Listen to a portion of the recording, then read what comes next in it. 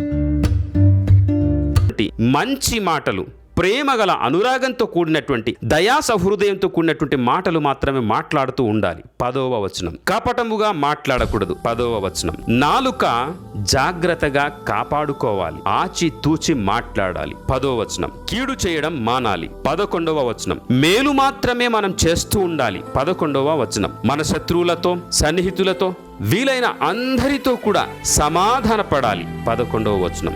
ఎప్పటికీ ఈ ఉద్దేశాన్ని మాత్రమే, ఈ మంచి గుణగణములు మాత్రమే మనం కలిగి ఉండాలని 11వ వచనం సుస్పష్టం చేస్తుంది. కనుక ప్రియులారా, ఇట్టి దీవింపబడు సుగుణములు గల ఎవ్వరైనా గాని దేవుడిచ్చినటువంటి వాగ్దాన ఫలములు వారి జీవితాల్లో తప్పకుండా అనుభవిస్తారు.